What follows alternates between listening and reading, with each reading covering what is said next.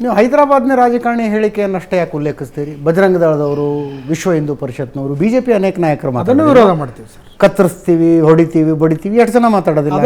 ಅದನ್ನು ನಾವು ಹೇಳ್ತೀವಿ. ಆದರೆ ಪ್ರಮಾಣನೂ ಕೂಡ ನಾವು ಯೋಚನೆ ಮಾಡಬೇಕಾಗತ್ತೆ. ಎಲ್ಲಾದರೂ ಇವತ್ತಿನವರೆಗೂ ಹಿಂದೂ ಧರ್ಮದಲ್ಲಿ ಒಂದು ಗುಂಪಾಗಿ ನುಗ್ಗಿ ಹಲ್ಲೆ, ಘರ್ಷಣೆ, ಬೆಂಕಿ ಹಚ್ಚುವಂಥ ಕೆಲಸವನ್ನು ಮೊದಲು ಮಾಡಿರೋಂಥದ್ದು ನೀವು ಹೇಳಿ. ಅರೆ, ನನ್ನ ಧರ್ಮದ ಒಂದು ಮೆರವಣಿಗೆ ನಿಮ್ಮ ಮನೆ ಮುಂದೆ ಹೋಗೋದಿಲ್ಲ ಅಂತ ಹೇಳಿದ್ರೆ ಅದು ಹೆಂಗೆ? ಅದು ಅವರೇ ಉತ್ತರ ಕೊಡಲಿ ಅದಕ್ಕೆ. ಚಿತ್ರದುರ್ಗದಲ್ಲಿ ಒಂದು ದೊಡ್ಡ ಶೋಭಾಯಾತ್ರೆ ನಡೆಯುತ್ತೆ. ಆ ಶೋಭಾಯಾತ್ರೆಗೆ ಅಲ್ಲಿ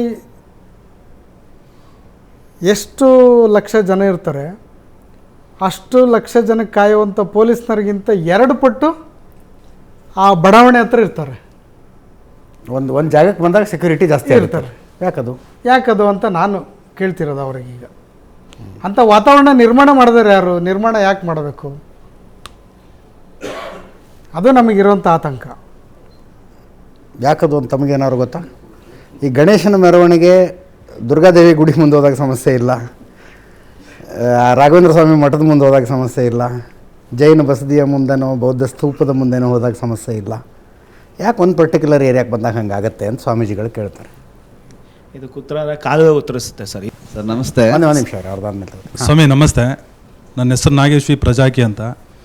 ಸ್ವಾಮಿ, ಎಲೆಕ್ಷನ್ ಟೈಮಲ್ಲಿ ನಾವೆಲ್ಲರೂ ತುಂಬ ಉತ್ಸಾಹದಿಂದ, ನಮ್ಮ ದೇಹದಲ್ಲಿ ಆತ್ಮ ಉತ್ಸಾಹದಿಂದ ಹೋಗಿ ಎಲೆಕ್ಷನಲ್ಲಿ ವೋಟ್ ಮಾಡ್ತೀವಿ. ಅದೇ ಎಲೆಕ್ಷನ್ ಆದಮೇಲೆ ಪ್ರತಿಯೊಬ್ಬ ಮನುಷ್ಯನು ದೇಹದಿಂದ ಆತ್ಮ ಹೊರಗಡೆ ಬಂದಂಗೆ ಇರ್ತಾನೆ. ಯಾಕೆ ಸ್ವಾಮಿ? ನಂದು 3 ಪ್ರಶ್ನೆ ಇದೆ. ಮೊದಲನೇ ಪ್ರಶ್ನೆಗೆ ಉತ್ತರ ಕೊಟ್ಟ ಮೇಲೆ 2ನೇ ಪ್ರಶ್ನೆಗೆ ಹೋಗಿ. ರಾಜಕೀಯ ಆಸಕ್ತಿ ಅನ್ನೋದು ಬರೀ ಎಲೆಕ್ಷನ್ ಟೈಮಲ್ಲಿ ಅಷ್ಟೇ ಇರುತ್ತೆ ನಮ್ಮ ಜನರಿಗೆ. ಓಟ್ ಹಾಕಿ ಬಂದಮೇಲೆ ಮುಗಿದ್ಬಿಡ್ತು.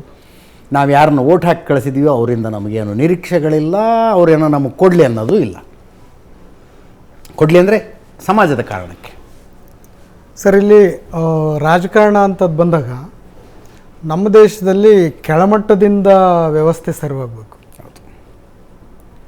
ನಾವು ಆಯ್ಕೆ ಮಾಡಿ ಕಳಿಸಿದ ನಂತರ ಅವ್ರು ಏನು ಮಾಡಿದರು ಅನ್ನುವಂಥದ್ದು ಆರೋಪ ಮಾಡೋದ್ರಲ್ಲಿ ಅರ್ಥನೇ ಇಲ್ಲ. ಹೌದು. ಒಮ್ಮೆ ನಮ್ಮ ಮನೆಗೆ ಬಂದಾಗ ಇವನು ವ್ಯಕ್ತಿ ಯಾರು ಅನ್ನೋಂಥದ್ದನ್ನು ಆಯ್ಕೆ ಮಾಡುವಂಥ ಶಕ್ತಿಯನ್ನು ನಾವು ಎಲ್ಲಿವರೆಗೂ ತೋರಿಸೋದಿಲ್ಲ, ಅಲ್ಲಿವರೆಗೂ ಅವ್ರು. ಇದೊಂದು ಮಾತಿಗೆ ನಾನು ಕಂಪ್ಲೀಟ್ಲಿ ಅಗ್ರಿ. ರಾಜಕೀಯ ಪ್ರಜ್ಞೆ ಅನ್ನೋದು ಜಾಗೃತ ಆದರೆ 10 ವರ್ಷದಲ್ಲಿ ದೇಶ ಸುಧಾರಣೆ ಆಗುತ್ತೆ.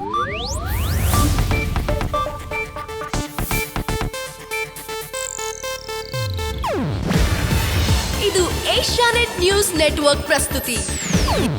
ನೀವು ನೋಡ್ತಿದ್ದೀರಾ ಏಷ್ಯಾನೆಟ್ ಸುವರ್ಣ ನ್ಯೂಸ್.